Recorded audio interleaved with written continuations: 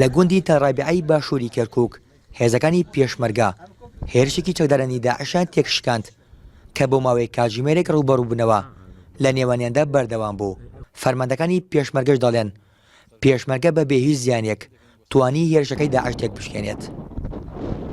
پێشمەرگەکان پەنجەیان لەسەر پەلەپەتکەی چەکەکانیانە بە وردی چاودێری جموجۆڵەکانی داعش دەکەن.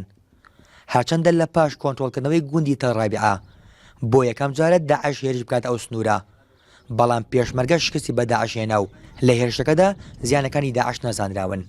هێزەکانی داعش چەند شکستێکیان خواردۆ لەو ماوەیدا وەکو لە گوندەکانی بەشیر و لەم سنوورەش ئێرە سنووری لیوای نوێیە، ئەم گوندی تەڕابعەیە سنووری داخوخە، دیارە ئەم سنوورە ماوەی 22 کیلۆمەتر مەسافەی هەیە، لیوای نوێی تێدایە.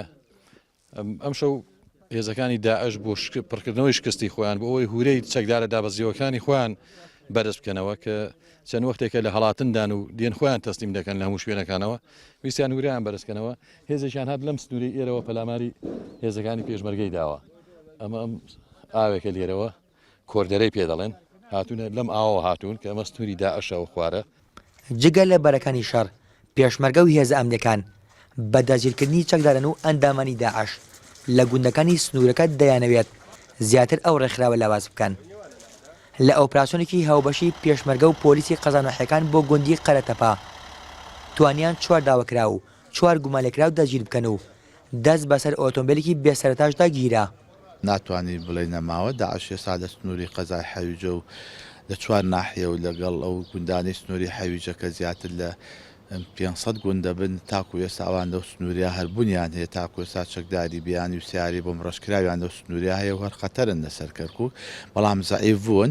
ئێستا هێزەکانی پێشمەرگە لە سەنگەرەکانی پێشەوەی هێزی خۆیانیان قایم کردووە وەشانە نووسوەکانیان ئەوان محاوەداکەن بە هەر شێوەیەک بێت دروست بکەنەوە.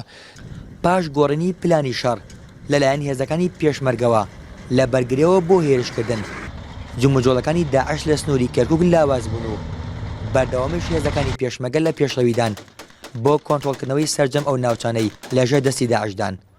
پۆلیسیش لە گەڕان و پشکنین بۆ شانە نووسەکانی داعش بەردەوامە. ئۆژین جۆڵا، NRT کەرکووک.